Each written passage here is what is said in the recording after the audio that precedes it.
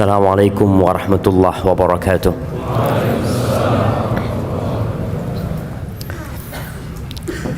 Alhamdulillah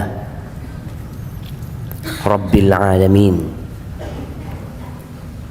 Segala puji bagi Allah, Rabb, pemilik, pencipta, pengatur alam semesta ini. Indonesia hanya bagian kecil dari kerajaan Allah Azza wa Jalla. Bumi tempat kita berdiri di atasnya itu milik Allah Azza wa Jalla. Allah menciptakan bumi ini untuk satu tujuan, tapi banyak manusia yang lupa dengan tujuan tersebut. Dia sibuk berlari, dia sibuk berkejar-kejaran, mencari sesuatu yang kalau didapat dia tinggal. Wabihi nasta'in ala umurid dunya waddin. Dan dengannya kita minta pertolongan.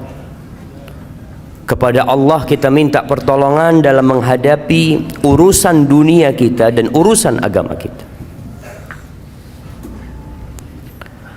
Ana punya banyak masalah dalam kehidupan ini, baik dalam urusan ibadah ana, dan ana juga punya masalah dalam urusan dunia ini. Bersama rekan-rekan kita, teman-teman kita, ada yang punya masalah sama atasannya, sama perusahaannya, urusan dunia. Kepada siapa kita meminta pertolongan? Kepada yang punya bumi ini, Allah Azza wa Jalla. Mau urusan itu besar, urusan itu kecil, hanya kepadanya kita minta pertolongan. Wassalatu wassalam ala sayyidil mursalin wa imamil muttaqin qaidil ghurril muhajjalin sayyidina wa maulana Muhammad wa ala alihi wa ashabihi ajma'in. Salawat dan salam semoga senantiasa tercurahkan untuk penghulunya para utusan Allah, untuk imamnya orang-orang yang bertakwa, untuk yang termulia di antara umat manusia yang kelak menjadi pemimpin di padang mahsyar untuk orang-orang yang beriman, baginda Nabi kita Muhammad sallallahu alaihi wasallam, yang hari ini hari Jumat jemaah, harinya bersolawat buat Nabi alaihi salatu wassalam. Sebelum matahari terbenam nanti, antum sekarang ini lagi ribut urusan apa? Urusan ngitung. Urusan ngitung. Orang sibuk ngurusin ngitung suara 01 berapa, suara 02 berapa, biar mereka menghitung. Antum juga perlu menghitung. Hari ini antum berapa kali bersolawat buat Nabi sallallahu alaihi wasallam. Jangan sibuk mengikuti perhitungan itu, antum lupa ngitung sesuatu yang antum perlu. Karena kalau sudah matahari terbenam, masih waktunya sholawat. Silahkan sampai kapanpun kita bersolawat kepada Nabi alaihi salatu wassalam. Tapi kita kehilangan keutamaan hari Jumat, yang merupakan sayyidul ayyam, khairu yaumin tala'at fihi syams. Sebaik-baiknya hari yang terbit matahari pada waktu itu yaumul Jum'ah, hari ini syama.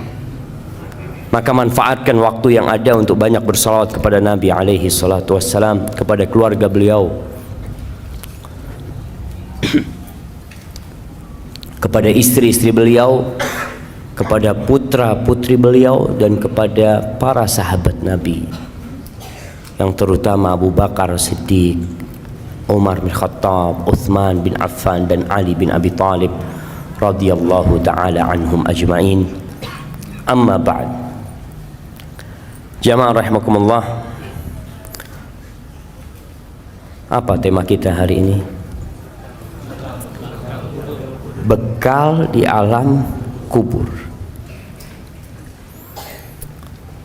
Sebenarnya semua sudah tahu apa sih yang harus kita bawa ke kuburan. Ketika antum dikasih tahu oleh ayah antum, nak, besok kita mau berangkat. Kemana ayah? Kita mau camping. Semua anak bawa bekalnya masing-masing. Bapaknya ngasih tahu, tempat camping kita becek. Tempat camping kita banyak ularnya. Tempat camping kita di sebuah lembah yang terkadang bisa jadi ada hujan dan akan banjir, akan tenggelam tempat itu.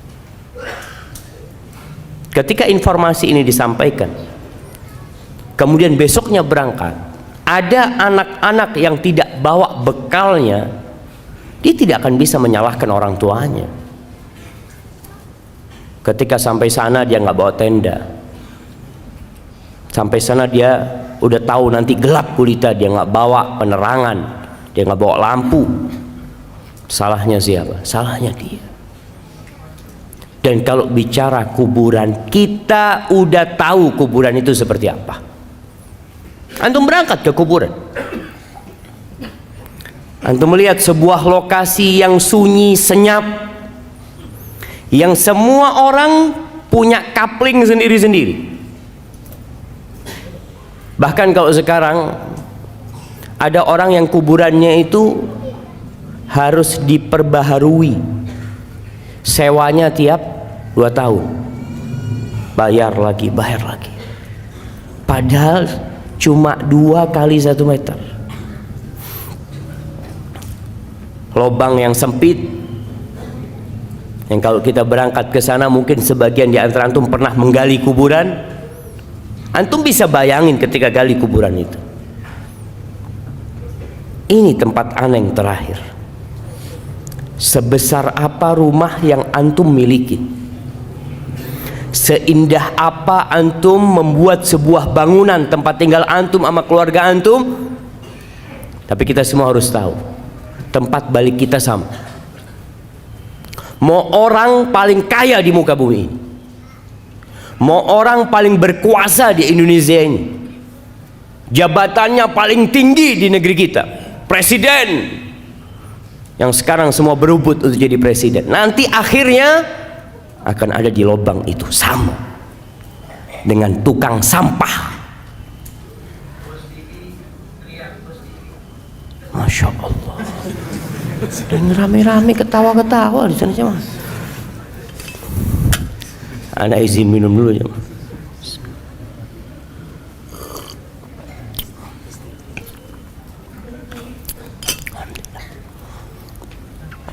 Orang yang paling kaya, yang naik Mercy, naik mobil paling mahal, nanti sama dengan orang paling miskin di muka.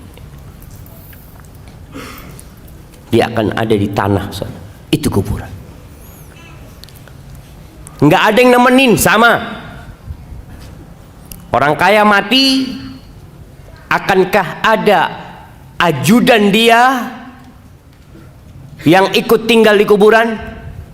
Yang mati umpamanya jenderal bintang 4, anak buahnya 3, ajudannya. Ketika dikuburkan, adakah satu yang setia sama dia? Komandan, anak akan tetap ada di sini. Bohong. Sama. Semuanya sama. Di malam hari kita biasanya kalau lagi kesepian kita bisa cari teman, tapi antum akan sendirian. Teman-teman antum akan melanjutkan perjalanan ini, dan suatu hari langkahnya akan berhenti dan ikut bersamamu di alam kubur sana. Jamaah rahimakumullah,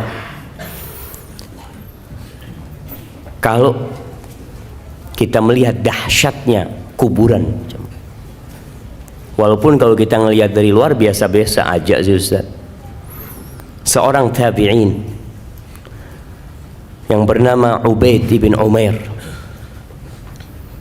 dia pernah berkata, innal qabra la yaqulu, kuburan itu akan berbicara. Kita tahu bahwasanya jari-jari kita akan berbicara, tempat-tempat sholat kita akan menjadi saksi. Kata Ubaid bin Umair mengatakan, innal qabra la yaqul ya ibna Adam. Dia akan mengatakan kepada anak Adam, wahai anak Adam, madza a'datta li, apa yang sudah engkau persiapkan untuk aku? Alam ta'lam anni baitul ghurbah, apakah engkau nggak tahu aku ini rumah pengasingan? Wa baitul wahdah, rumah tempat sendirian engkau di sini nantinya. Wa baitul akala wa baitud dud, tempat serangga-serangga, tempat cacing, segala macam. Ini loh kuburan. Dia ngasih tahu sama kita apa yang kau persiapkan. Kalau kita lihat manusia sibuk membangun rumahnya, kamarnya, jangan rumahnya, dia punya rumah, oke, biasa rumahnya, dia punya kamar, dia hiasin, dia bikin keramik khusus, dia pasang wallpaper, tiap tahun diganti wallpapernya, dia pasang AC, karena dia ingin nyaman di situ. Dan kuburan udah kasih tahu, aku ini tempat sendirian, nggak ada siapa-siapa engkau di sini. Engkau persiapkan apa yang kau persiapkan untuk sendirian di sini? An Abdullah bin Ubaid ibn Umair qal, ini anaknya Ubaid bin Umair mengatakan, balagani, telah sampai kepada aku, annal mayyit yuq'adu fi hufratihi, bahwa seorang mayit itu didudukkan di kuburannya dan dia mendengar suara orang-orang yang mengantarkan dia pulang. Masya Allah. Mati lampu. Switching arus.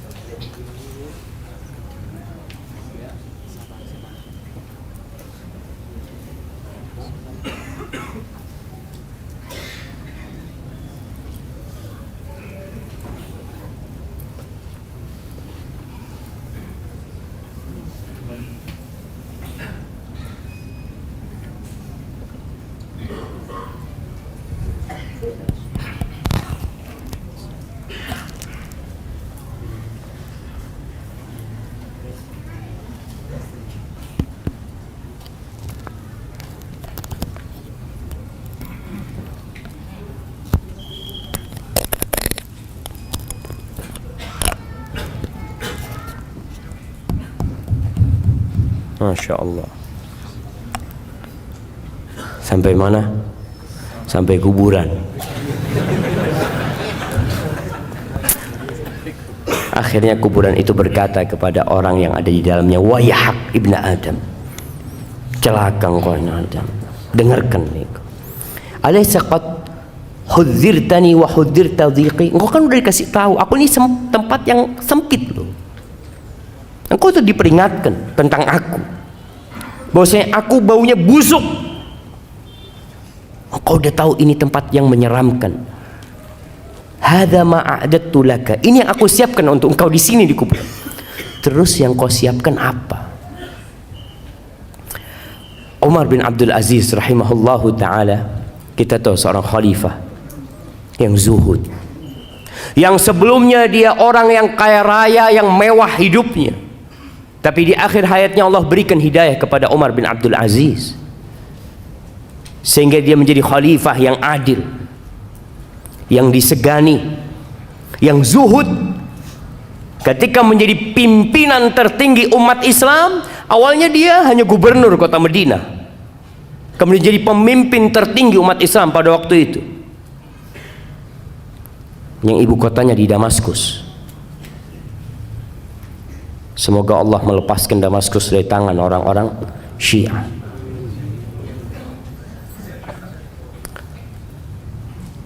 ketika dia jadi khalifah, dia pernah berkata kepada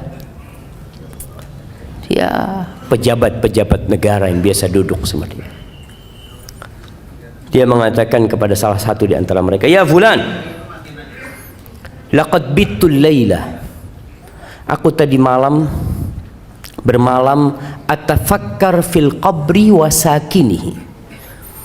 Aku bertafakkur, memikirkan tentang kuburan dan orang yang tinggal di kubur. Innaka law ra'aital mayyit ba'da thalathin fil qabr. Engkau kalau melihat kondisi mayit setelah 3 hari di kuburan, lastauhashta min qurbihi ba'da tulil unsi minka binahiyatihi. Engkau akan ketakutan untuk dekat sama orang itu setelah 3 hari. Padahal ketika hidup engkau kepingin dekat sama dia, duduk sama dia. Tapi setelah dia mati 3 hari, bongkar kuburannya, akan tercium aroma yang begitu menyengat. Mungkin akan melihat belatung-belatung yang ada. Engkau tidak akan lagi mau dekat sama dia. Padahal dulu teman baikmu dia.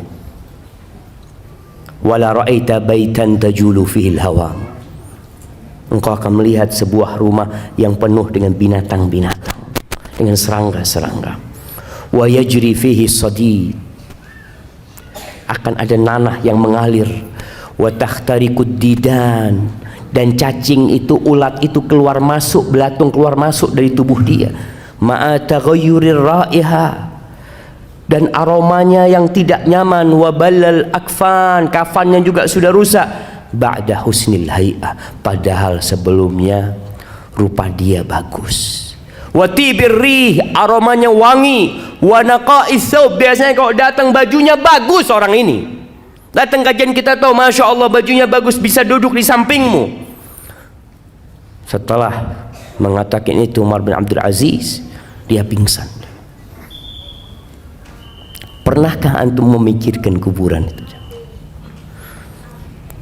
Rasulullah sallallahu alaihi wasallam dalam hadis riwayat Tirmizi mengatakan, "Ma ra'aitu manzaran qat illa wal qabru afdha minhu." Tidak pernah aku melihat sebuah pemandangan melainkan kuburan itu lebih menyeramkan dari semua yang kau lihat. Ya, kita harus mempersiapkan diri. Semuanya bakal mati, itu sebuah kepastian. Kullu nafsin dha'iqatul maut. Semua yang bernyawa pasti mati. Mau sehat, mau sakit. Jangan antum memikirkan bahwasanya antum belum waktunya. Nggak usah, anak sehat saat. Alhamdulillah. Kira-kira kapan antum mati? Wallahu a'lam. Tapi masih lama kayaknya. Antum ada orang lagi fitness, mati di tempat fitness. Ada orang lagi nyanyi, yang dia mungkin berpikir akan tobat di akhir umurnya, mati di atas panggung dia. Ada seorang yang menjadi biduan, untuk pernah lihat? Jangan lihat tapi. Nah, ada seorang biduan, anak nggak ngelihat, anak baca. Bener cuma. Ada seorang biduan yang nyanyi bersama ular kobra. Digigit mati di atas sana jemaah. Ana yakin dia nggak memikirkan akan mati di tempat itu. Dia ingin mati dalam kondisi yang baik. Dia ingin mati dalam kondisi sedang kajian. Semua orang, insya Allah yang fitrahnya masih baik, ada keinginan untuk berubah dan mati husnul khotim. Semua ingin. Tapi siapa yang tahu jemaah? Maka ketuanya tidak ada pemandangan yang lebih menyeramkan kalau antum memikirkan lebih dari kuburan. Wallahi jamaah. Suatu hari ada orang menjumpai Umar bin Abdul Aziz. Dia masuk ke tempatnya Umar bin Abdul Aziz. Dia heran melihat wajah Umar bin Abdul Aziz. Sudah kurus ya. Yang dulu tampan, yang dulu segar bugar, kelihatannya udah, karena capek beribadah Umar bin Abdul Aziz dan ngurusin umat. Akhirnya orang ini takjub dengan pemandangan ini. Kenapa engkau kok kayak gini gitu dia. Apa kata Umar bin Abdul Aziz? Ya fulan, dia mengatakan, sekarang engkau heran melihat wajahku, kondisiku seperti ini. Gimana kalau engkau melihat aku setelah 3 hari dalam kuburan?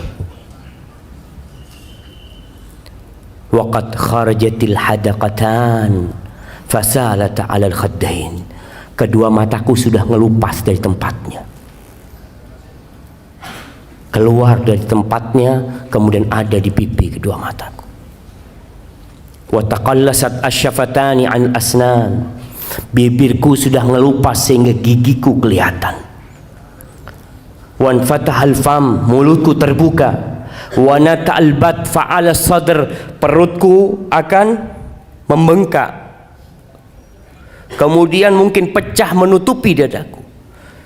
Wa kharaja sulbu minad dubur, dan tulang-tulang keluar dari dubur. Wa kharaja dud minal manakhir, dan engkau melihat belatung itu keluar masuk dari hidungku. Engkau akan lebih heran daripada apa yang kau lihat sekarang ini. Kalau antum harus memikirkan pemandangan itu. Kita ini sering tertipu. Apalagi anda lihat kadang-kala foto, nih kamera-kamera tukang tipu semuanya. Antum kadang-kala foto kan ada pilihan macam-macam. Ada yang tambah putih, ada yang tambah ini, subhanallah. Antum coba pikirkan. Dan ada foto tambah tua sekarang. Iya. Coba antum memikirkan itu.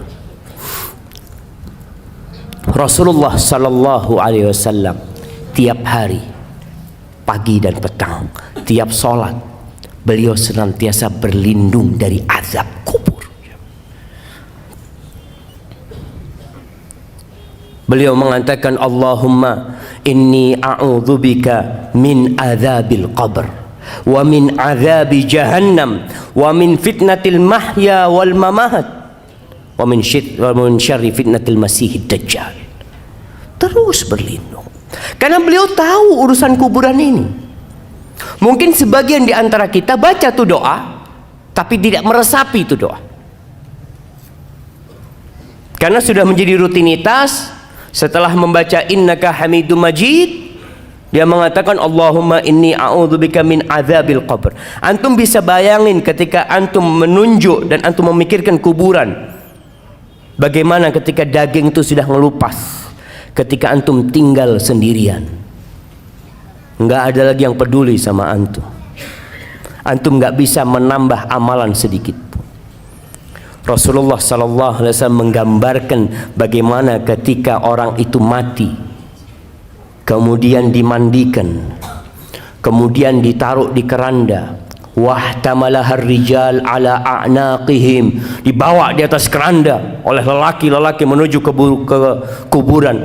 Apa yang terjadi dengan orang yang ada di dalam sana? Kalau dia orang yang soleh, yang dia sudah mempersiapkan kuburannya, yang dia sudah pasang AC di kuburannya, dia udah luaskan kuburannya, dia akan mengatakan qaddimuni, qaddimuni, kata dia, cepat letakkan aku di tempatku, segera. Karena dia tahu dia telah mempersiapkan kuburan dia. Wa in kana ghaira dzalik, tapi kalau orang ini bukan orang yang soleh, orang yang belum mempersiapkan kuburannya, yang dia sibuk mempersiapkan rumahnya di dunia, dia sibuk dengan jabatannya. Masya Allah, antum bisa melihat kesibukan orang berebut jabatan sekarang.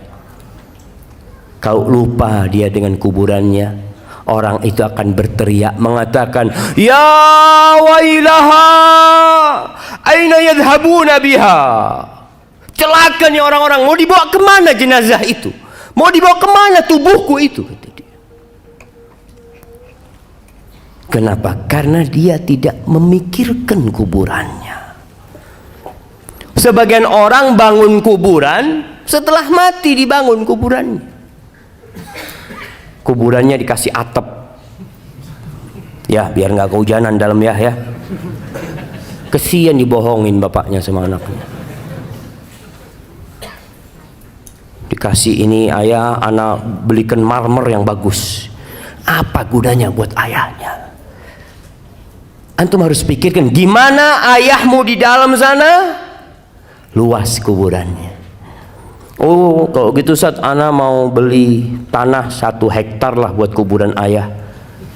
Tetap kuburan ayah 1x2. Walaupun tanahnya 1 hektar. Tetap. Antum pikir orang-orang sekarang di Jakarta yang punya kuburan-kuburan besar, apa namanya?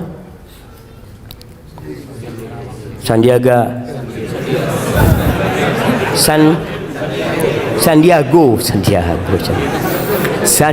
Hill. Nah, antum katanya Masya Allah rumahnya luas, besar. Pertanyaannya, dia dikuburkan berapa besar tempat dia? 1x2 tetap, sesuai dengan jasadnya. Pikirnya kalau dikasih luas gitu, dia malam bisa keluar gitu ya. Masya Allah, anak bisa jalan-jalan. Nggak ada jamaah. Manusia terlena jamaah. Allah menyebutkan hal itu.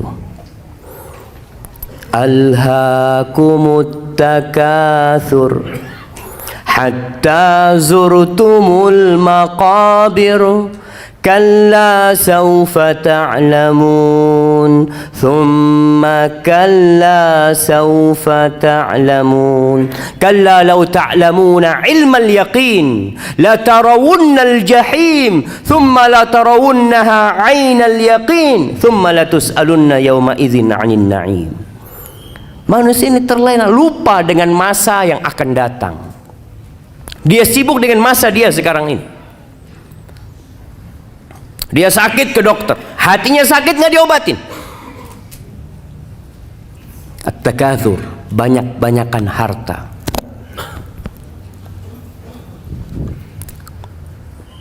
Mencari kekayaan boleh, silahkan. Antum bekerja, mencari dunia tapi untuk akhirat. Namun yang namanya takatsur ini akan sampai suatu titik antum itu sudah nggak butuh sama duit. Antum kalau buka berangkas besi antum lihat rekening antum sudah cukup sampai umur antum 100 tahun. Tapi kenapa terus cari duit? Kalau orang berpikir cukuplah, ana mau istirahat, mau beribadah, duitnya ini cukup, ana punya duit 1 triliun. Kira-kira cukup buat berapa tahun 1 triliun? Kalau tiap bulan antum habis 1 miliar, anggap 1 miliar antum 1 tahun 12 miliar, 10 tahun 120 miliar. Cukup lah. Berapa tahun jamaah? 80 tahun kira-kira. Nah, antum sekarang umurnya sudah 60 tahun. Antum coba mikir, cukup sudah. Tapi orang itu alhaakumut takatsur, terus bermewah-mewahan, berbanyak-banyakan harta. Boleh antum jadi orang kaya, dan ana harap semua yang di masjid ini jadi orang kaya tapi bertakwa. Dia capek dari pagi sampai sore cari fulus, kemudian dia pasang keramik di dalam kuburannya. Ya dengan amal soleh jamaah. Jangan antum pasang keramik sekarang ya anak udah cukup. Aduh kayaknya kurang bagus. Boleh pasang TV di sana. Antum kalau orang soleh kuburannya itu maddal basar. Kita itu senang nonton jamaah, senang melihat yang indah-indah. Allahu Akbar.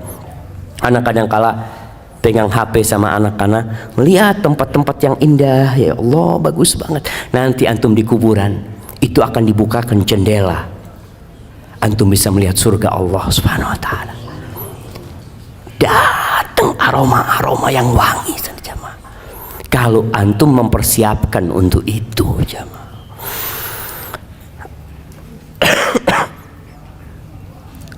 Yaqulu ibnu Adam, anak manusia ini berkata, mali, mali, mana hartaku, mana hartaku? Engkau tahu hartamu itu yang mana? Ma akalta, yang engkau makan kemudian jadi kotoran, itu hartamu. Wa ma labista fa ablait.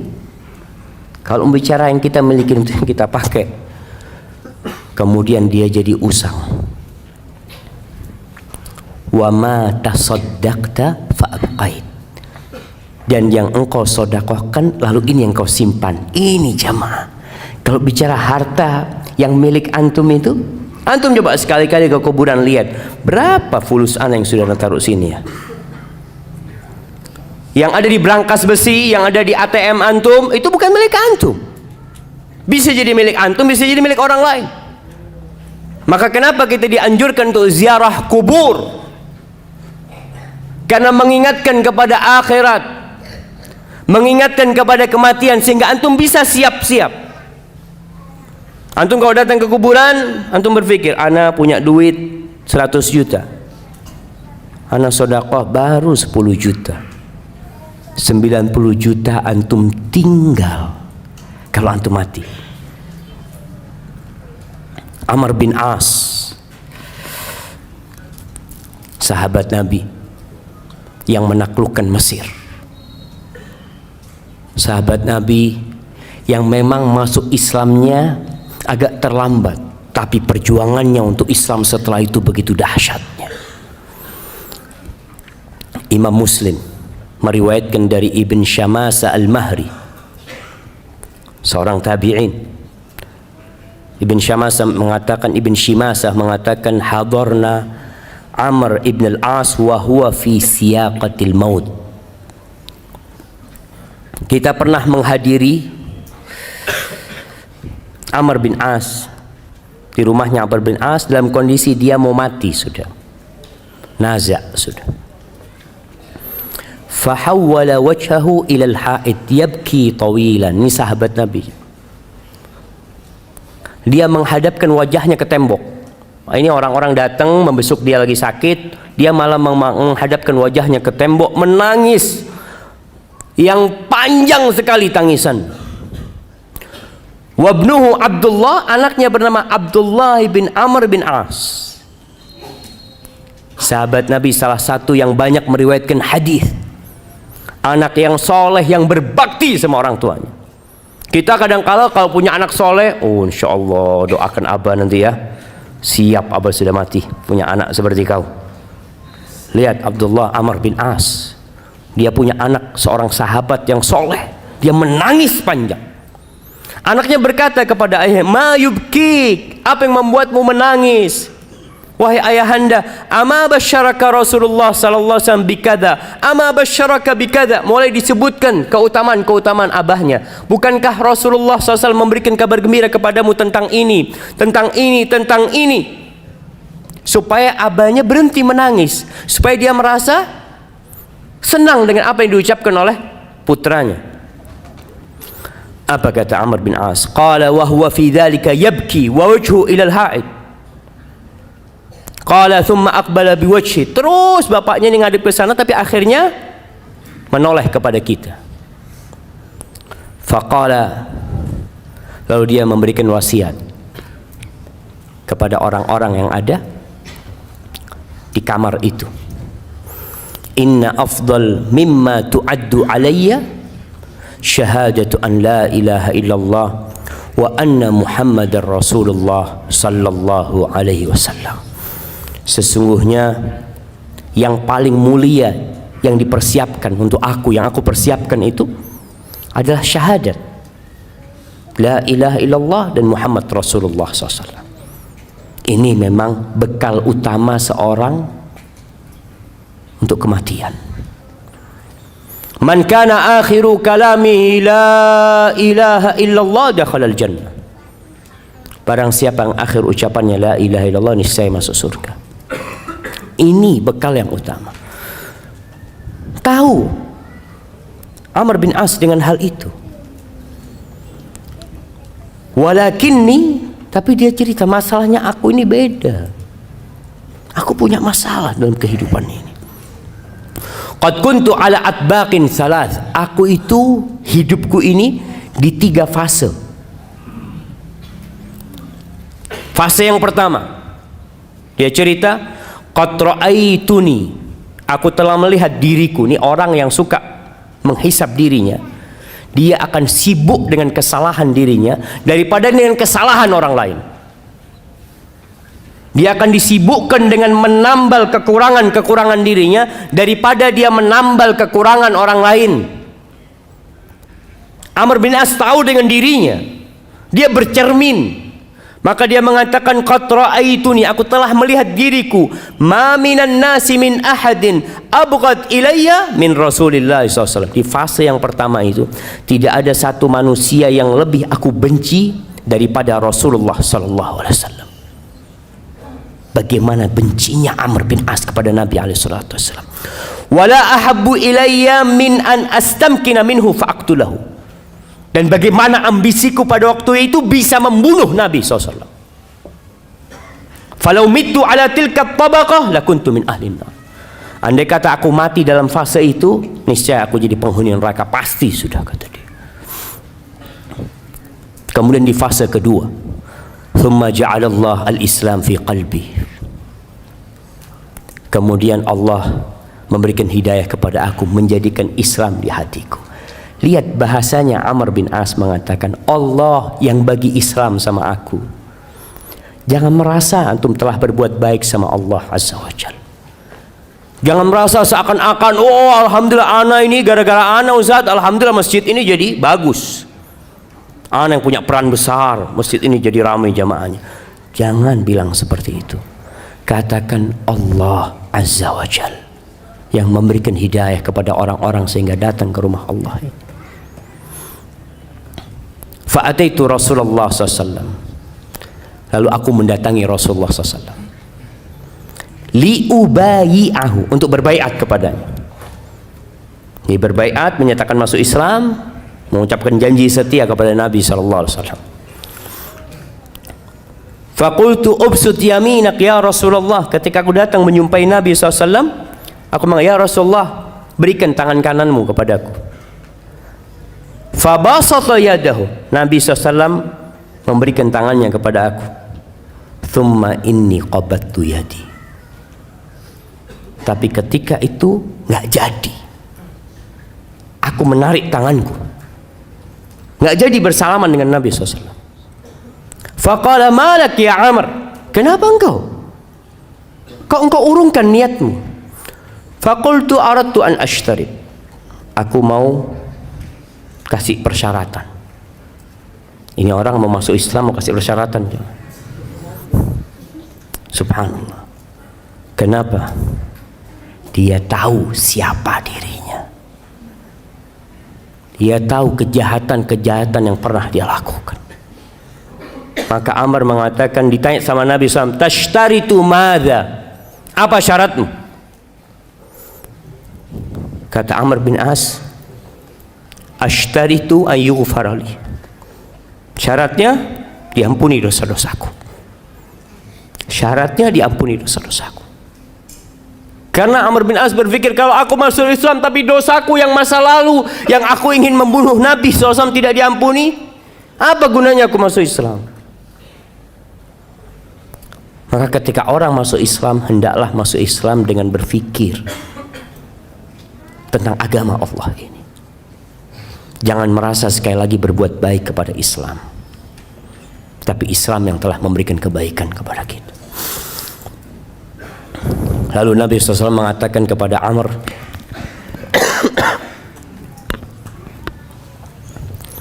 Ama alimta ya Amr anna al-Islam yahdi ma kana qabla. Wahai Amr, apa engkau enggak tahu kalau seorang dengan masuk Islam, semua dosa-dosa dia dihapuskan. Wa annal hijrata tahdim ma kana qabla. Dan hijrah itu menghancurkan dosa-dosa masa lalu. Hijrah dengan fisiknya, hijrah dengan hatinya. Dosa-dosa masa lalu dia selesai. Wa annal hajj yahdim ma kana qabla. Haji itu juga sebuah amalan yang menghapuskan dosa-dosa yang sebelumnya. Lalu Amr bin As menyebutkan tentang dirinya lagi. Faqad ra'aituni. Setelah itu aku melihat diriku, ma minan nasi ahadun ahabbu ilayya min Rasulillah SAW, wala ajallu fi aini minhu. Enggak ada orang yang lebih aku cintai daripada Nabi SAW. Enggak ada orang setelah itu yang lebih aku agungkan daripada Nabi SAW. Walau su'iltu wala ajallu fi aini minhu, di mataku enggak ada orang yang lebih agung, yang lebih wibawa daripada Nabi SAW. Andai kata ada orang minta kepada aku agar aku mensifati, menceritakan bagaimana wajah Nabi SAW, ma'ataqtu, aku nggak bisa. Kalau diminta, gimana sih wajah Nabi SAW, aku nggak akan bisa. Padahal Amr bin As ini orang yang cerdas, sampai dikenal dahiyatul Arab. Dia orang pinternya orang Arab. Tapi kalau ditanya gimana wajah Nabi SAW, aku nggak bisa mensifatnya. Kenapa? Li'anni lam akun utik an amla aini ijlalan. Aku nggak pernah melototin melihat wajah Nabi SAW sebagai bentuk penghormatan aku kepada Nabi SAW. Falau mittu ala tilka tabaqah, kalau aku mati pada fase itu, rajautu an akuna min ahli jannah. Aku berharap aku menjadi penghuni surga. Fase pertama masuk neraka, kalau mati di fase kedua, ia berharap dia. Tidak mengatakan dia akan menjadi penghuni surga. Rajaut. Seorang mukmin ketika beribadah kepada Allah antara takut dan harap. Harap-harap cemas. Aku berharap kalau aku mati pada waktu itu, kita itu jemaah kepingin mati dalam kondisi taat. Antum berharap mati dalam kondisi sedang sholat, sedang ngaji, sedang baca Al-Quranul Karim, sedang umroh. Sebagian orang berangkat umroh kepingin tidak balik lagi supaya dia dicabut nyawanya di sana. Tapi tahu-tahu sampai Jakarta lagi. Astagfirullah, sampai Jakarta lagi. Iya, ada orang yang kepingin karena mati husnul khotimah. Harapannya seperti itu ketika mati dalam kondisi berihram. Thumma wullina asya' ba'd. Setelah itu, ini yang aku takutkan. Setelah meninggalnya Rasulullah SAW, kita dikasih kekuasaan. Ini buat para penguasa, para pejabat, apa saja kekuasaanmu. Biasanya orang kalau duduk di jabatannya mulai berubah. Yang awalnya di soft pertama, akhirnya jadi imam buat orang-orang masbuk. Jadi imam dia, tapi khusus buat orang-orang masbuk. Allahu Akbar. Wulitu asya' ba'd falastu adri ma ana fiha au ma hali. Aku nggak tahu kondisi aku ketika aku menjabat. Jadi gubernurnya Mesir Amr bin As. Subhanallah. Amr bin As ini jamaah, kalau antum baca sejarah Amr bin As, pada waktu menyerang Mesir, di perjalanan itu dia berhasil menghadang rombongan anaknya Muqawqis, raja Mesir pada waktu itu. Putrinya itu dikirim ke Palestina untuk menikah dengan salah satu raja Romawi. Nama putrinya Romunusa apa? Dengan emas, dengan macam-macam dikirim untuk ke sana karena sudah dinikahkan. Ketika ditangkap oleh Amr bin As, Amr bin As itu mengatakan kepada para sahabatnya, kalian ingat Raja Muqawqis itu pernah kirim hadiah buat Nabi kita sallallahu alaihi wasallam. Pernah kirim bagla. Bagla itu campuran antara kuda sama keledai. Kasih hadiah buat Nabi, bagla yang bagus, dan mengirimkan seorang budak, Maria Al-Qibtiyah. Gimana menurut kalian kalau kita balas kebaikan raja itu agar tahu dengan kebaikan Nabi kita Muhammad SAW? Itu dibalikin rombongan itu ke Mesir aja. Jadi banyak kebaikan Amr bin As radhiyallahu ta'ala. Maka dia mengatakan, aku nggak tahu kondisi aku ini gimana sekarang. Fa idza ana mittu fala tashabni naihatun wala nar. Kalau aku mati, tolong nggak ada wanita-wanita yang meratap, yang menangis-nangis, yang menemani aku ke kuburan, yang mengantarkan aku ke kuburan. Wala nar, nggak ada api-api untuk memeriahkan orang mau mati, dimeriahkan. Kadangkala pasang mercon atau apa, nggak ada. Faida dafantumuni, kalau kalian telah menguburku, fasunnu alayya turab sannan, itu debu kalian timpakan kepada aku. Ya, jangan keras-keras, maksudnya Amr bin As, sudahlah kalian ratakan aku dengan tanah. Fa idza farautum min qabri, kalau selesai kalian mengubur aku, famkuthu inda qabri, kalian jangan pulang dulu, kata Amr bin As. Dia tahu gimana kondisi di kuburan, dia bakal sendirian, dia bakal ditinggal sama semuanya. Tapi dia minta famkuthu inda qabri qadra ma yunharu jazur wa yuqsamu lahmuha. Tolong kalian ya tetap di kuburan sebentar lah, seperti orang menyembelih onta kemudian membagikan daging-daging. Ya, berapa menit kalian tetap di sana. Fa ini asta'nis bikum, supaya aku tidak merasa kesepian. Dia takut ditinggal. Hatta a'lam madza uraji bihi rusul rabbi, sehingga aku tahu bagaimana aku menjawab pertanyaan-pertanyaan mungkar dan nakir. Ahibati fillah, orang ketika mati itu diikutin oleh 3 hal. Yatba'ul mayyit salas. Apa yang ikut ke kuburan jemaah? Siapa yang mau jawab? Harta, keluarga, amal. Hartanya gimana? Hartanya ikut. Gimana hartanya? Siapa yang tahu? Harta yang ikut ke kuburan? Hartanya ikut pulang, keluarganya ikut pulang, dan amalnya. Iya, hartanya apa yang ikut ke kuburan? Fulusnya ikut gitu ke kuburan. Paling di luar gerbang. Oh, mobilnya mungkin di luar gerbang. Nggak sampai ke kuburan. Bahkan kalau orang-orang kafir kan ikut di kuburan. Kalau orang kafir mobilnya masuk kuburan juga. Barakallahu fikum. Nah, para ulama ketika berbincang harta kok bisa ikut sih? 3 yang ikut. Yarji'u isnan wa yabqa wahid. Yang 2 balik ke rumah, yang 1 tinggal sama antum. Yatba'uhu ahluhu. Keluarganya ikut, jelas kalau keluarganya ikut. Ingat perempuan-perempuan, ana masih ngelihat di daerah Jabodetabek ini, kalau ngubur jenazah perempuan-perempuan itu ikut ke kuburan.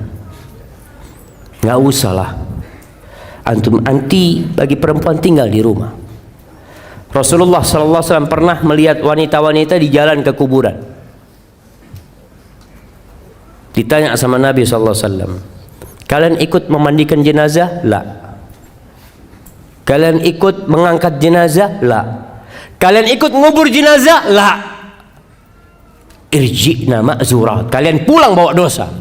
Ngapain kalian ke kuburan kalau ternyata kalian tidak ngapa-ngapain di sana?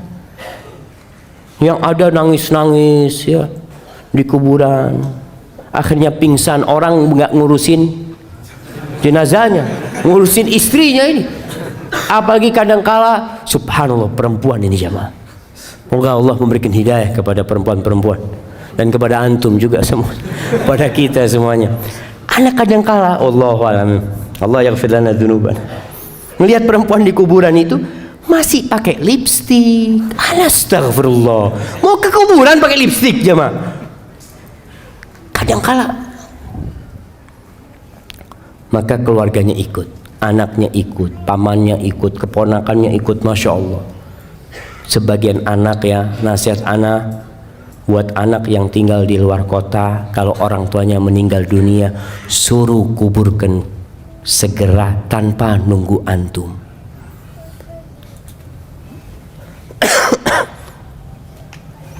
Itu sebagai bentuk kebaktian antum sama orang tua. Antum kadang-kadang mengatakan, enggak, anak ingin mengucapkan salam terakhir. Selesai, enggak ada salam terakhir, sudah mati. Seharusnya engkau dampingin orang tuamu sebelum mati. Jangan ketika dia mati disuruh nunggu anaknya 24 jam. Anaknya di luar pulau, Ditunggu padahal sudah meninggal, tempat dia bukan di muka bumi ini lagi.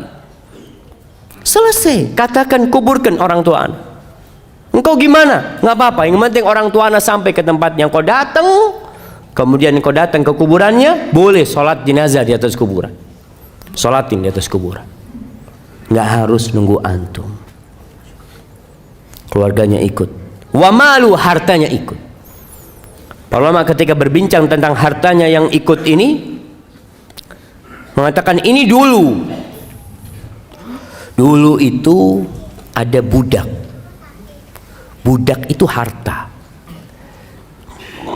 di mana diperjualbelikan sehingga budak-budaknya pada ikut menguburkan.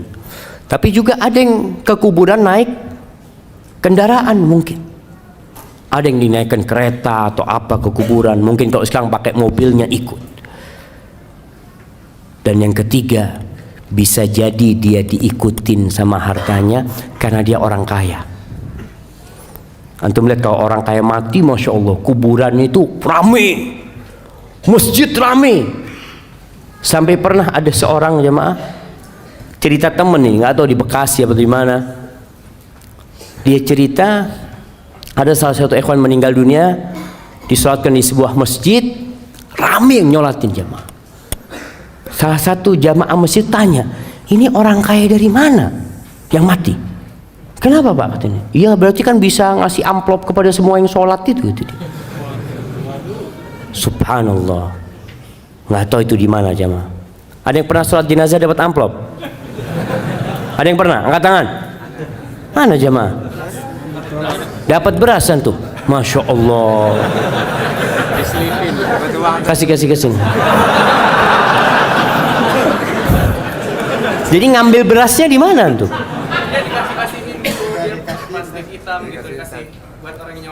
Buat orang yang nyolatin, masya Allah. Ada yang dapat fulus? Masya Allah. Dapat berapa tuh? Dapat berapa? 50? 30, masya Allah, kasih hadiah.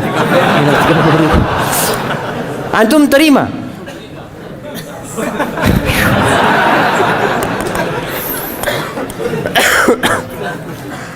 Iya, tadi ketika orang kaya raya banyak yang nyolatin karena dia orang terhormat di kampungnya, ikut. Tapi selesai itu pulang. Wa yabqa wahid, yang tinggal di kuburan itu tinggal satu, yaitu amalan dia. Ketika orang-orang pergi, amalan itu akan datang sama dia. Kalau dia orang soleh, amalan itu datang dalam wujud seorang manusia yang tampan, wajahnya indah, pakaiannya bagus. Dia perlu teman di kuburan sana. Lalu ditanya sama orang yang sudah di kuburan, man anta? Wajhuka alladhi ya'ti bil khair. Wajahmu ini wajah orang baik gitu loh. Dan bajumu baik, kata dia. Kata orang ini, ana amaluka saleh. Aku amal solehmu, kata dia. Kemudian kuburan yang sempit itu yumaddu lahu maddal basar, dibentangkan sepanjang mata memandang, lebih luas daripada rumah dia di muka bumi. Kalau orang punya rumah, ya rumahnya masih tertutup tembok ya mah. Tapi di kuburan sepanjang mata memandang luas dia. Kemudian dibukakan tadi jendela, dia melihat ini tempatmu di surga, kata dia.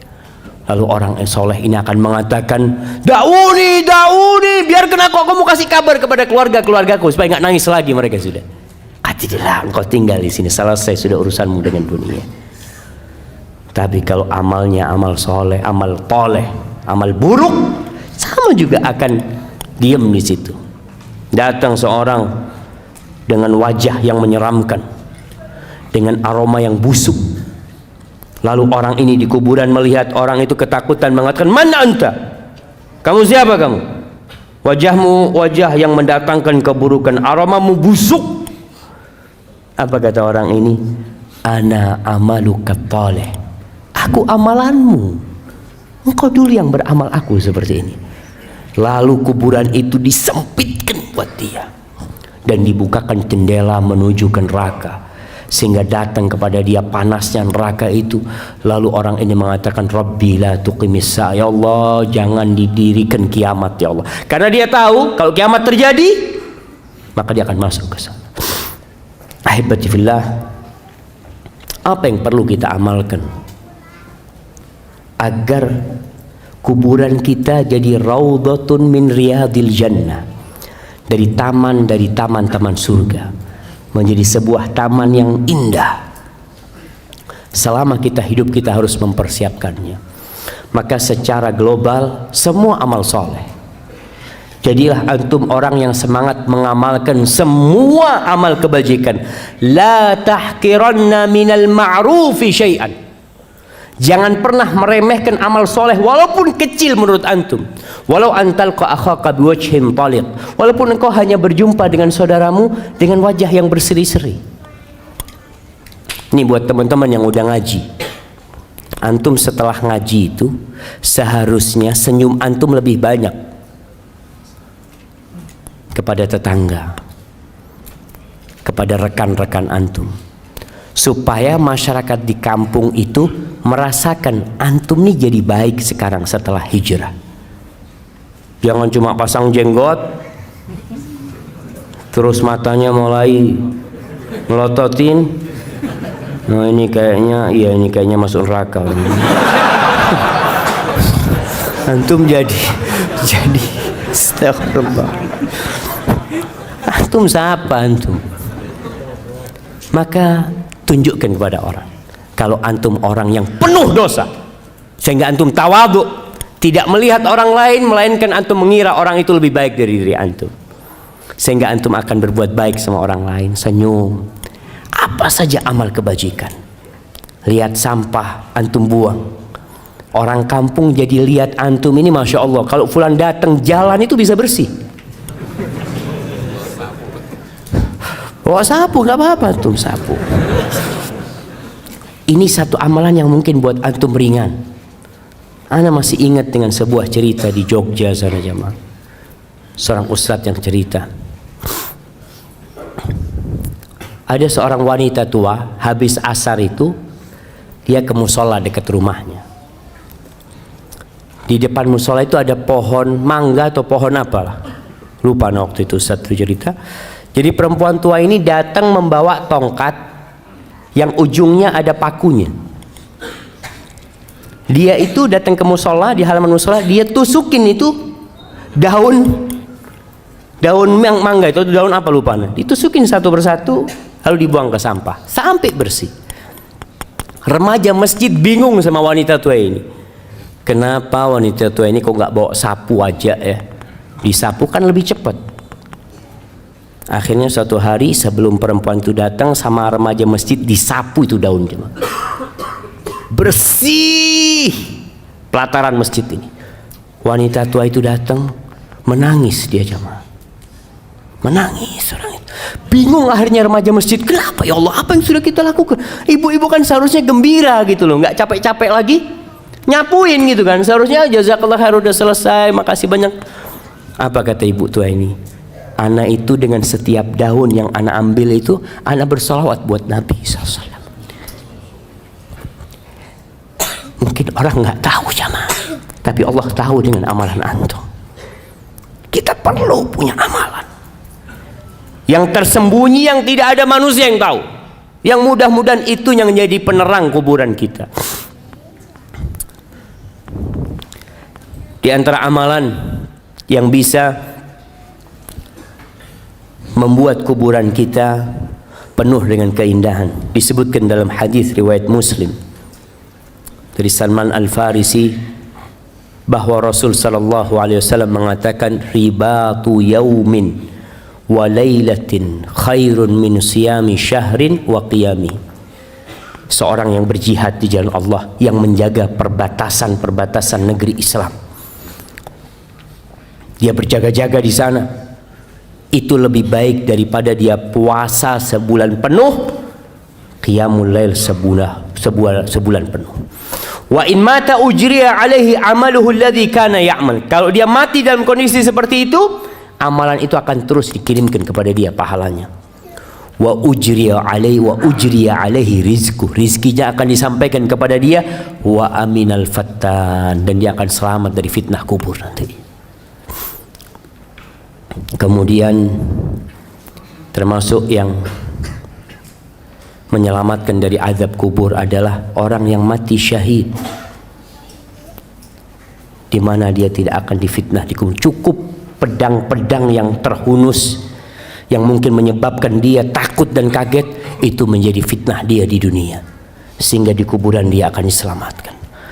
Kemudian membaca sebuah surat yang terdiri dari 30 ayat. Masya Allah.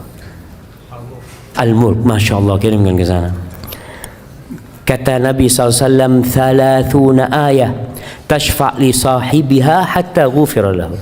Ada 30 ayat yang akan memberikan syafaat kepada orang tersebut sehingga orang itu diampuni dosa-dosanya, yaitu suratul Mulk. Dianjurkan dibaca tiap malam.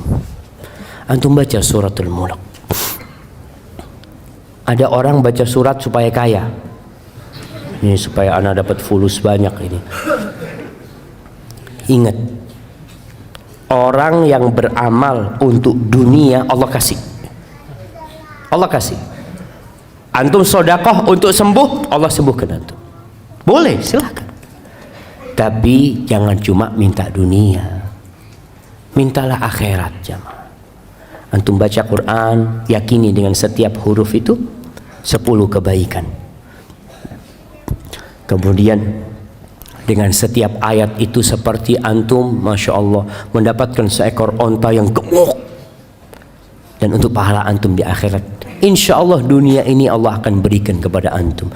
Tapi kalau antum minta dunia, ya sudah dikasih urusan dunia, akhirat nggak dapat apa-apa. Karena antum memang hanya meminta dunia. Maka berusaha untuk memperbanyak amal soleh. Ziarah kubur. Sekali-kali antum datang ke kuburan, sehingga antum di sana bisa berpikir, apa yang sudah ana persiapkan, sudah berapa banyak bekal antum. Antum jangan berbangga dengan tubuh antum yang indah, yang perempuan, yang kadangkala selalu memoles wajahnya. Ingat, nanti kedua matamu akan keluar dari matamu, pipimu yang indah akan lobang berisi belatung, perutmu semua juga akan penuh dengan kotoran. Hingga hal itu membuat kita mempersiapkan diri apa yang akan kita lakukan. Karena Rasul sallallahu alaihi wasallam mengatakan, "Aktsiru dzikra hadzimil ladzat." Kalian banyak-banyak mengingat pemutus kelezatan. Pemutus kelezatan, yaitu kematian. Hadza wallahu a'lam bishawab. Itu yang bisa saya sampaikan pada kesempatan kali ini. Semoga mendorong kita di bulan Sya'ban ini untuk banyak-banyak beramal soleh, untuk bertobat kepada Allah atas dosa-dosa yang kita lakukan. Baik. Namanya ada pertanyaan yang sudah dijawab dalam penjelasan tadi. Ustaz, bagaimana hukumnya kalau kita diwasiatkan untuk menguburkan orang tua di kota A, sedangkan saat ini orang tua kita tinggal di kota B yang jaraknya 6-8 jam perjalanan dari kota A? Apakah mengikuti wasiat itu atau di kuburan di tempat tinggalnya? Jazakumullah khair. Gak apa-apa, wasiat itu selama tidak bertentangan dengan agama boleh dilaksanakan. Kalau ada orang meninggal dunia di Jakarta umpamanya, dia wasiat tolong ana dimakamkan di Mekah umpamanya.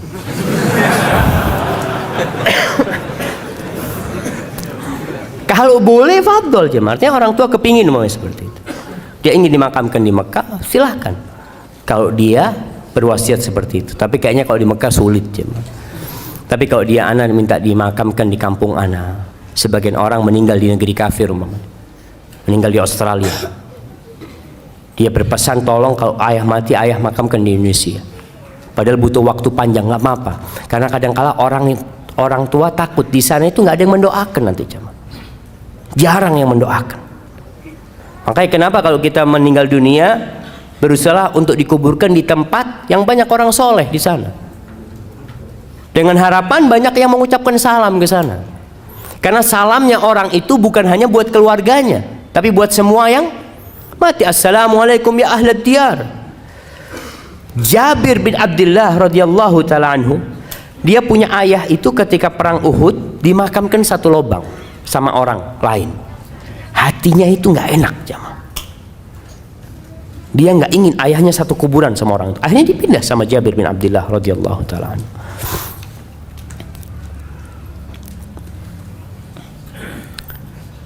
Allahu Akbar.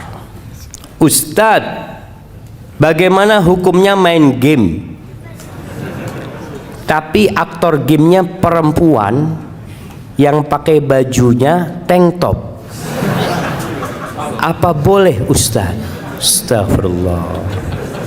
Masa perlu ditanyakan apa boleh jemaah? Enggak boleh lah. Astagfirullah. Main game aja jemaah, ini termasuk yang melalaikan. Termasuk yang melalaikan jamaah. Antum bisa bayangin kalau orang Indonesia main game, tutup Indonesia ini jamaah. Nah, dapat apa dia main game? Sehat Ustaz, alhamdulillah Ustaz. Anak periksa ke dokter itu jempol anak sehat Ustaz. Jempolnya doang yang sehat itu. Nah, wallahi bahaya game ini jamaah. Seharusnya dihilangkan game itu jamaah. Rabi ibn Khuthaim pernah anaknya minta izin sama putrinya, mengatakan, ayah aku mau main. Ngomong sama ayahnya, anakku ngomong yang baik lah, jangan ngomong mau main. Akhirnya kata ibunya, kau ngomong sama bapak aku mau ngobrol sama teman-teman. Ya silahkan, kata dia. Kenapa kalau dia nggak ngomong, tidak mau dengan kata-kata main? Dia mengatakan permainan itu selalu dicela sama Allah Subhanahu wa taala. Kita itu harus serius menghadapi kehidupan ini. Tidak bermain-main jemaah. Orang subhanallah kerjanya main, game ini main terus. Tinggalkan game. Nasihat anak, tinggalkan game. Sudah bukan waktunya, antum harus serius. Antum kepingin perang, daftar jadi tentara. Ini kan game perang-perangan, tembak-tembakan ya Pak. Daftar Pak, saya jadi sukarelawan.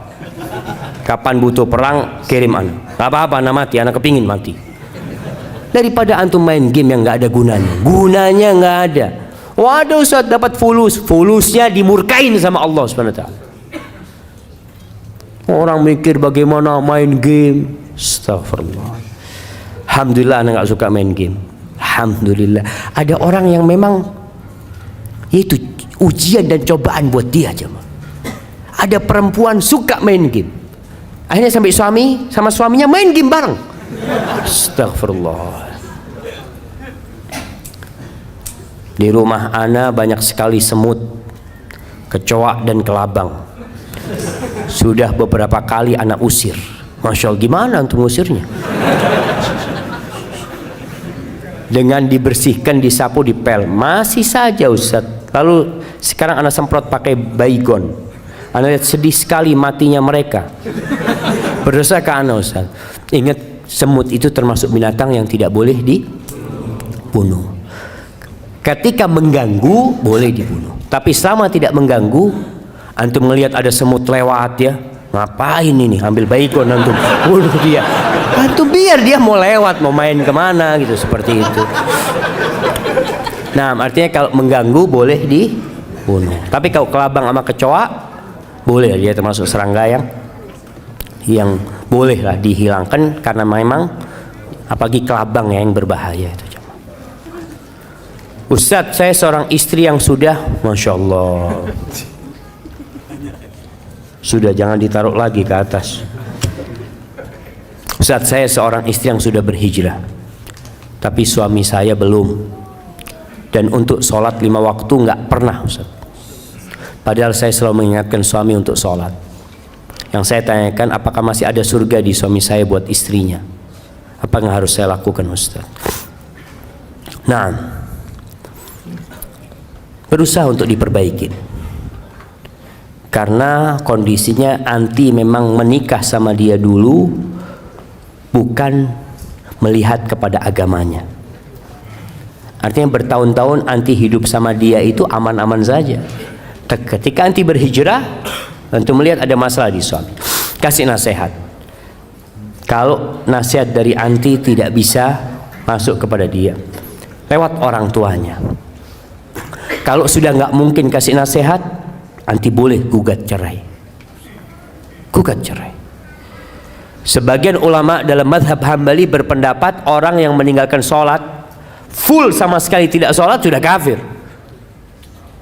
sehingga pernikahannya sudah batal secara otomatis.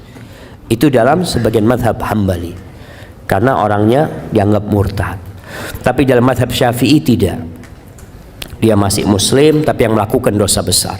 Engkau punya hak untuk cerai. Mudah-mudahan dengan engkau gugat cerai, kalau ditanya apa masalahnya, masalahnya dia nggak sholat. Kalau dia sholat, aku tidak akan gugat cerai. Maka insya Allah dengan cara itu semoga suamimu dapat hidayah. Artinya tujuannya itu supaya suami berubah. Barakallahu fikum.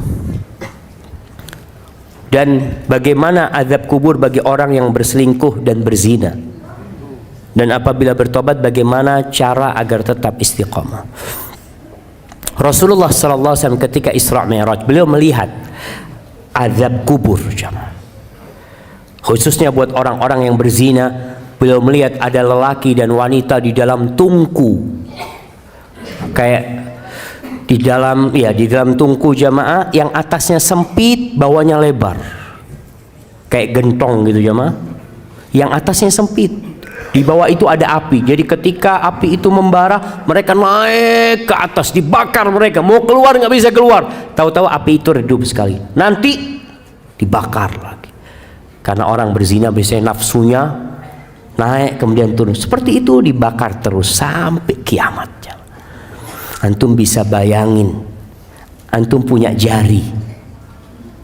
Cobalah kalau antum mau coba ya. Antum pasang korek, coba 1 menit lah. Kalau kuat 2 menit. Antum nggak kuat. Orang-orang yang kurang imannya, mereka lah yang akhirnya melakukan dosa zina. Sehingga Nabi SAW mengatakan la yazni zani wa huwa mu'min. Tidaklah seorang berzina dalam kondisi berzina dia beriman. Imannya itu keluar jam ketika dia melakukan perzinahan itu. Karena kalau dia beriman, dia dilihat sama Allah Azza wa Jalla ketika melakukan perzinahan itu, dan Allah murka dengan perbuatan itu. Ingat jemaah, ada suatu hari yang semua akan dibongkar. Walaupun istrimu nggak tahu, suamimu nggak tahu, orang satu kampung nggak tahu, tapi Allah tahu dengan perbuatan tersebut. Dan azab kubur menanti sebelum nanti diazab pada hari kiamat. Na'udzubillahi minan nar. Assalamualaikum Ustaz. Apakah jika seorang ketika sudah meninggal di dalam kuburnya sempit dan gelap, masih memungkinkan bisa terang dan lapang berkat doa anaknya yang soleh? Nah, masih memungkinkan. Masih memungkinkan. Artinya seorang yang meninggal dunia memang amalannya putus kecuali 3. Yang pertama, ilmu yang bermanfaat. Nah, idza mata ibnu Adam, itu hadisnya, ilmu yang bermanfaat, ilmu yuntafa'u bihi. Maka berusahalah antum punya ilmu yang bermanfaat. Apa contohnya? Ngajar ngaji antum. Artinya antum yang bisa ngaji berangkat ke masjid, saya mau ngajar ngaji, nggak apa-apa, sudah orang-orang tua mau belajar sama saya mau ngajar ngaji. Atau ilmu umum yang bermanfaat, yang orang itu dapat manfaat dari ilmu tersebut, silahkan antum ajarkan. Yang kedua, sedekah jariyah. Sedekah jariyah, sedekah yang terus berlanjut jamaah. Bangun masjid, gali sumur buat orang, antum menyekolahkan orang, masukkan pesantren, ana biayain, dia berilmu, belajar dengan uang antum, insya Allah antum dapat pahala ketika dia ngajarkan ilmu tadi, karena antum sudah memberikan biaya kepada mereka. Jadi sedekah jariyah. Yang ketiga, awaladin salihin yad'ulahu, anak soleh yang mendoakan. Sebenarnya kalau bicara doa, doa dari semua orang itu Allah dengarkan. Ketika sholat jenazah, yang doa bukan cuma anaknya, temannya berdoa, pamannya berdoa, istrinya berdoa, orang kampung berdoa, Allah insya Allah kabulkan doanya. Tapi anak soleh ini nggak putus doanya. Kalau kita, ya terus terang Anda sendiri merasakan Anda punya teman baik meninggal dunia. Di awal-awal tiap hari Anda doakan, setelah itu lupa. Antum juga merasakan punya istri meninggal dunia, Masya Allah, pekan pertama doa terus, Allahumma gfir laha warhamha. Pekan ketiga kawin lagi antum. Selesai, kadangkala lupa. Tapi kalau anak bagaimanapun insya Allah akan berdoa terus, dan itu bisa meringankan azab buat orang tuanya.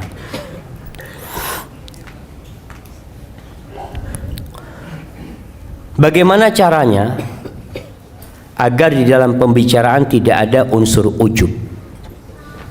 Sebab Ustadz, saya adalah seorang guru yang suka ditanya tentang hal agama atau nasihat.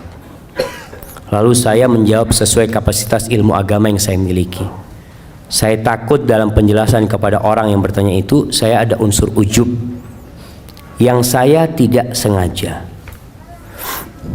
Taib, ujub ini adalah berbangga dengan diri sendiri. Antum takjub dengan diri sendiri, lupa sama Allah Azza wa Jalla. Makanya ketika antum menjawab pertanyaan kepada orang, antum sampaikan, terakhir antum katakan wallahu alam, ana nggak tahu ya, bisa jadi jawaban ana benar, mungkin ana salah. Allah yang maha tahu. Artinya sandarkan kepada Allah subhanahu wa ta'ala. Jangan akhirnya seperti Qarun yang bangga dengan dirinya. Antum, oh saya ini memang mahasiswa teladan, makanya bisa jawab semua pertanyaan. Masya Allah. Akhirnya ujub. Sehingga antum ketika menjawab berusaha untuk menunjukkan bahwasanya ini yang ana tahu, wallahu a'lamnya. Bisa jadi yang ana sampaikan itu salah. Jadi untuk menghindari ujub itu memang kita diperintahkan untuk melihat kepada kekurangan-kekurangan kita. Yang mungkin hafal Quran 30 juz, coba engkau lihat berapa kali engkau berbuat dosa tiap hari. Yang mungkin ketika menjadi ustadz, menjadi khotib, menjadi imam, suaranya indah, bagus, ingat ketika engkau sendirian berapa banyak dosa yang engkau kerjakan. Sehingga ketika itu hilang rasa ujub dari dirimu, karena engkau punya banyak dosa sebenarnya. Barakallahu fikum. Jamaah, anak izin minum dulu jamaah.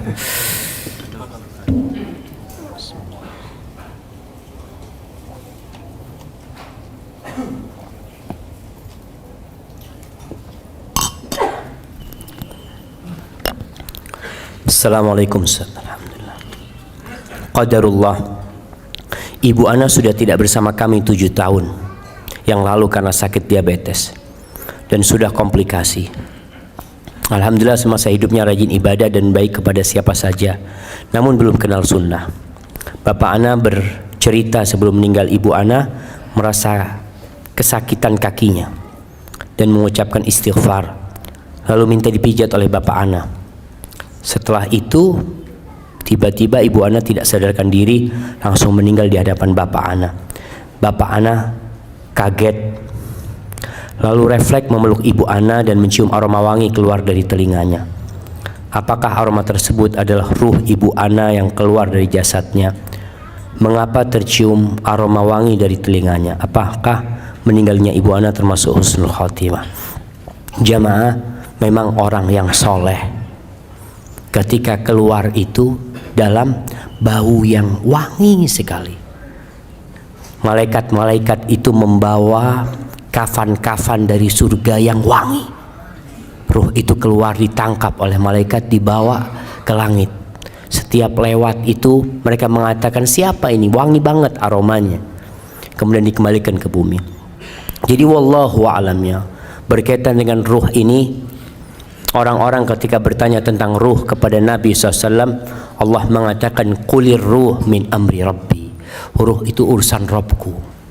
Jadi mungkin ada kejadian-kejadian di dunia ini, orang yang melihat azab kubur ditampakkan, atau dia melihat nikmat kubur, mungkin dia melihat. Tapi wallahu a'lam bishawab, kita tidak bisa memastikan hal itu. Kadangkala ada orang kafir, kalau antum lihat ya di film-film dulu itu kafir tersenyum matinya, wallahu alam, kita nggak tahu. Maka kita serahkan kepada Allah Azza wa Jal. Kalau tadi abah antum mencium aroma wangi dari telinga ibu antum, semoga ibu antum husnul khatimah ya. Karena sebagaimana antum sebutkan tadi, dia termasuk orang yang baik. Hadza wallahu a'lam bissawab. Ustaz, bagaimana cara menghilangkan, mengurangi ngambek, kesal pada suami? Saat teringat akhirat dan alam kubur, ana takut jadi istri yang tidak taat. Na'udzubillah. Tapi ana suka kesal dan ngambek bila ada yang kurang berkenan. Bagaimana cara menguranginya?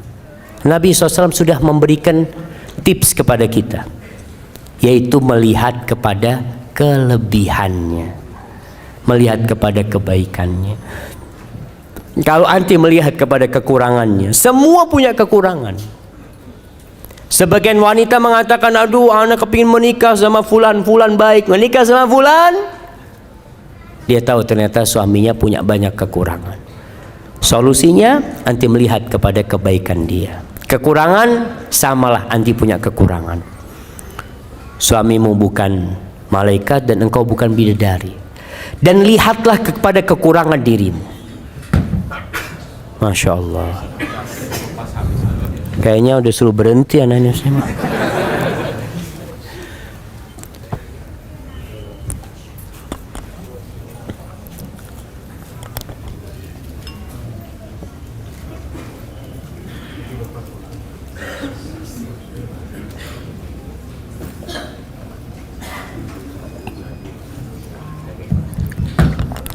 Nah, jamaah.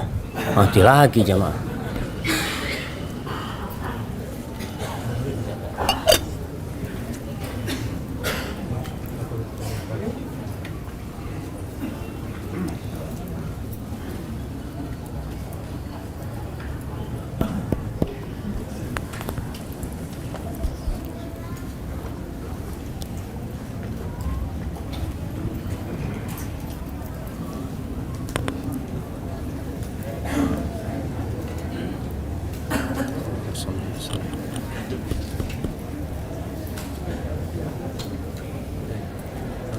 Penutup lah, masa tutup.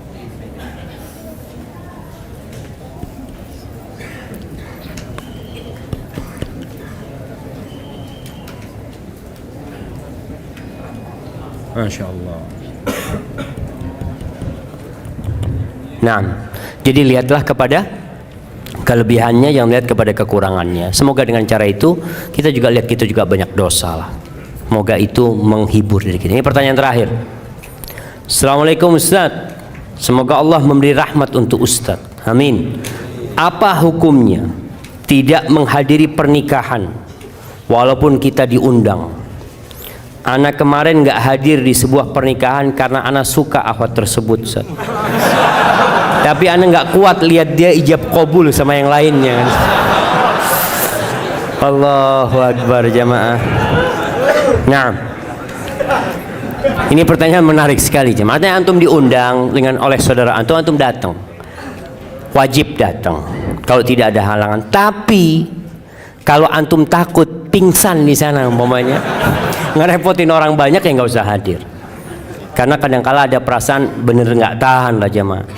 Antum ngelihat ketika namanya fulan itu calonnya mengatakan qabil tu nikah tazwija bil mah, takut antum melakukan tindakan-tindakan yang maka mungkin ada uzur antum untuk tidak hadir di sana. Tapi yang jelas begini, takdir Allah itu indah. Ketika antum cinta dengan seseorang, maka antum cinta kebahagiaan buat orang itu. Kalau bicara cinta tidak harus memiliki, tapi bagaimana orang itu berbahagia dengan orang yang dia cintain, antum akan bahagia. Dan semoga Allah memberikan kepada antum ganti yang lebih baik dari itu perempuan. Dengan cara seperti itu. Hadza wallahu a'lam bishawab. Itu yang bisa saya sampaikan pada kesempatan kali ini. Apabila benar itu dari Allah Azza wa Jal, kalau ada yang salah dan kurang berkenan itu dari diri anak pribadi. Allah dan Rasulnya terbebaskan dari kesalahan itu. Jamaah ada sisa waktu untuk berdoa, untuk bersalawat kepada Nabi sallallahu alaihi wasallam. Jangan sia-siakan waktu yang ada. Subhanakallahumma bihamdika asyhadu an la ilaha illa anta astaghfiruka wa atubu ilaik. Wassalamualaikum warahmatullahi wabarakatuh.